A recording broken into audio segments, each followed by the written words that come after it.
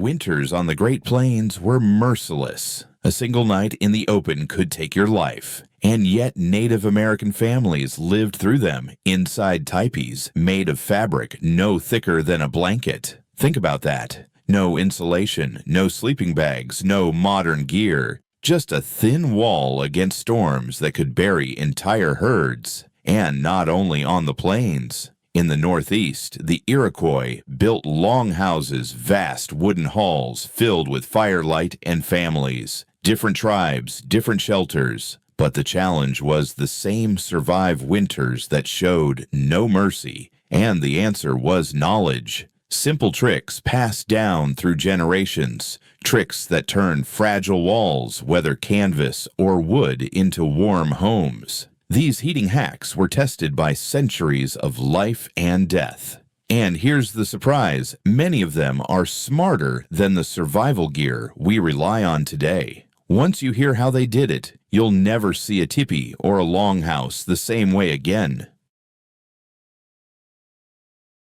The wind on the plains was merciless. It clawed at the skin, howled through the grass, and pushed against every thin wall of canvas. A tipi standing alone in that storm looked like nothing more than a sheet waiting to tear. To most, it seemed impossible that anyone inside could last until morning. But Native Americans knew better. The storm itself could be turned into armor. When the snow piled deep, they didn't just watch it drift, they used it. Families shoveled snow up against the base of the tipi, packing it firm, circling the lodge in a ring of white. From a distance, it looked buried. In truth, it was sealed. Cold air crawls low, hunting for cracks. Every gap at the ground is a thief of warmth. But snow is strange. It looks fragile, but hidden inside are tiny pockets of air, millions of them nature's insulation. Instead of bleeding heat into the wind, the tipi kept it. The fire's glow lingered. Today we buy four-season tent skirts stitched tight hundreds of dollars for a little extra warmth. They had the same effect centuries ago for free. No plastic, no gear, no instructions. Just snow memory and hands strong enough to pile it high. It almost feels like a trick. The very thing that threatened to kill them became the thing that kept them alive. We shovel snow today to clear it away. They shoveled it to survive. And while we cursed the drift, they welcomed it because it meant another layer of protection between the family and the storm. But the line was thin. Without that berm, the tipi was a freezer, every gust stealing heat until the fire faltered and the night turned deadly. With it, families could sit together, share food, even sleep, while the blizzard screamed outside. One wall of snow that was the difference between silence at dawn and voices rising again with the fire. The fire gave life. Its glow painted the walls, its heat dried hides, its crackle kept the night from feeling endless. But fire brought smoke, thick, bitter.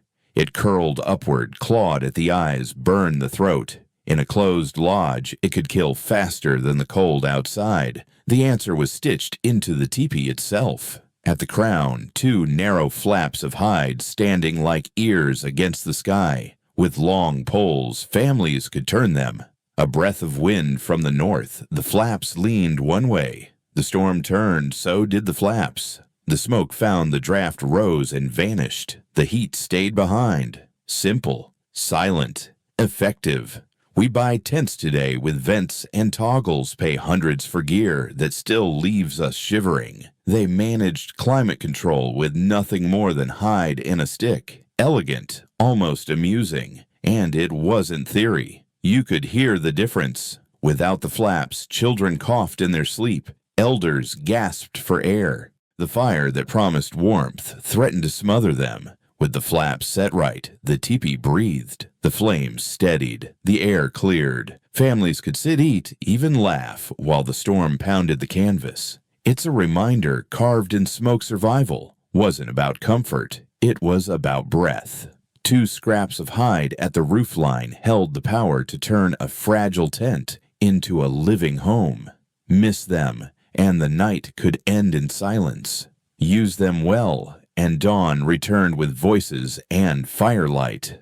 The storm never came only from above. It slid under walls, hissed through seams, and bit at ankles in the dark. A lodge without a seal was a drum for the wind, every gust rattling the skin and stealing the heat. Families found their answer in the simplest of things, mud, straw, and sometimes dung. They dug earth from the ground, mixed it with bits of grass, pressed in buffalo dung when it was handy. More often, that dung was fuel for the fire, but in a pinch, it also helped fill cracks at the lodge's base. With their hands, they smeared it along the ground edge. Every gap was plugged, every draft slowed. It wasn't pretty, but once it dried, the wind stopped at the wall and the warmth stayed in. Today, we talk about eco-buildings and green technology. We pay for insulation sprayed from cans, foams packed between walls. Their technology was simpler and greener. Zero waste.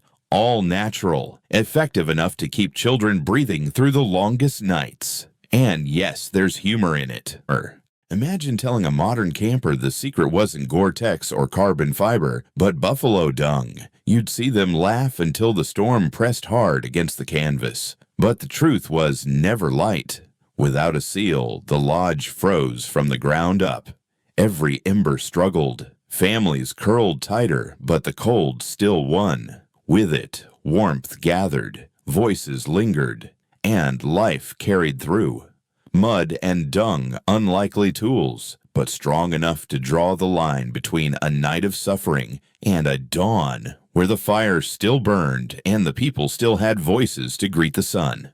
Coal doesn't just fall from the air, it seeps up from the ground. A fire could glow, blankets could wrap tight, but if your body touched frozen earth, the warmth drained away hour after hour. That was the silent thief of winter nights. Native Americans knew how to stop it. They cut rushes from marshes, gathered tall grasses, laid them thick across the floor of the tipi or longhouse. Layer after layer, the hard earth softened the cold, was trapped below, and the family lay on a bed that breathed warmth instead of stealing it. Explorers in the 17th and 18th centuries described it clearly. Inside Iroquois longhouses, the floors were lined with rushes, sometimes mixed with herbs to freshen the air. What looked simple was a shield against the cold. Today, we carry foam pads, inflatable mattresses, high-tech mats wrapped in reflective foil. They had straw, and somehow it worked just as well, maybe better. No leaks, no punctures, no valves that fail at midnight. Just grass renewed each season, free from the land itself. Picture it, children asleep on mats of grass, their breaths soft and steady in the glow of the fire. Elders stretching out without groaning from the frozen soil. It wasn't luxury, it was survival. But it gave nights a touch of peace, the kind that let families wake ready to face another day. And yes, there's a kind of humor in it. We argue over our values and brand names. They trusted in rushes. Who really had the smarter system? The stakes were never small. Without that floor, the earth pulled life out of you hour after hour until morning came heavy, or not at all. With it, the ground turned ally. A carpet of straw was the thin barrier between misery and endurance, between a night that broke you and a dawn where voices once again rose with the fire. The fire could fade, the wind could scream, but one thing never failed: a warm body beside you. On the Great Plains, families shared their tipis with more than kin. Dogs curled at their sides, pressed close in the night. Explorers called them bed dogs, and for good reason. It was simple science, though they never named it that. A dog's body burned hot warmer than ours. Curled in against a sleeping child, it gave off steady heat hour after hour. In a lodge with hides and grass mats, that extra warmth meant the difference between shivering and rest. And it wasn't just dogs. In the mountains, families kept livestock, close byre-house-style animals, and people together. Breath mingled, heat rose, life endured. Today, we buy electric blankets, propane heaters, expensive sleeping bags stuffed with high-tech fibers. They had dogs, loyal living heaters that asked for nothing more than companionship. And somehow, They never ran out of batteries. There's humor in it, too. We laugh at the thought of a family tucked in with a pack of dogs, yet many of us pay extra for heated mattresses. Their version barked when danger came close. Ours just hums. Which one was smarter? But don't mistake it for comfort. It was survival. Without those dogs, without that shared warmth, nights on the plains could kill. Children froze first their small bodies, unable to hold the heat. Elders grew stiff-breath shallow. Families huddled closer, and the dogs filled the gaps. It's a picture worth remembering, a storm outside the teepee, shaking but inside people and animals curled together, each heartbeat lending warmth to the other. It wasn't luxury. It wasn't strange. It was the line between silence at dawn and voices rising once more around the fire. Cold did not always come in gusts. Sometimes it simply lingered, wrapping itself around the sleeper, sliding between blankets, gnawing through the night. In the longhouses of the Iroquois families fought it in a quiet way. They built warmth not for the whole hall, but for the bed itself. Along wooden frames they hung hides, bark mats, heavy cloth.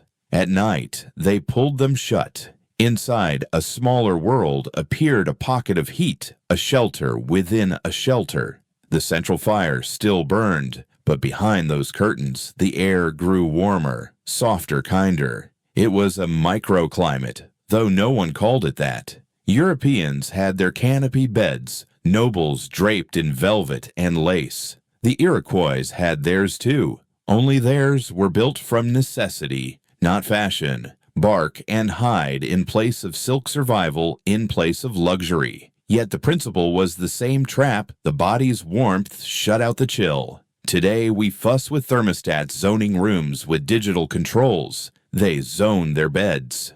Close the curtain and the night grew bearable. Open it and the cold rushed back in. Simple, practical, and maybe a little funny. We scroll through smart apps for perfect sleep, buy heated mattresses, argue over dual zone settings. They just pulled a curtain. No buttons, no beeps. But behind the humor lay hard truth. Without those curtains, children tossed in the cold. Elders woke aching sickness, spread fast. With them, families rested, bodies healed. Voices rose strong in the morning. Picture it a hall filled with firelight beds tucked behind swaying hides and people breathing easy while the winter pressed at the walls. Not comfort, not style, just survival woven from cloth and hide hanging heavy in the dark, guarding the thin line between weariness and strength. Sometimes survival came down to something very old, very simple, the warmth of another body. When the storm pressed hard against the teepee and the fire burned low, families did what humans have always done. They huddled, parents drew children close, elders pressed shoulders to the young, dogs and kin curled together in a circle, breath and heat shared in silence. It was more than comfort. It was science, though they never called it that. The body is a furnace losing heat to the air. Press two bodies close and the loss slows. Press many together and the warmth multiplies. A living blanket built from trust and necessity. In some traditions there was even rotation. Those nearest the fire gave way to others when the cold became too much. A quiet system of fairness, no one froze alone. Modern campers call it shared body heat. We joke about it in survival classes. But native families lived it. Their huddles weren't awkward. They were lifelines. And perhaps there's humor here too.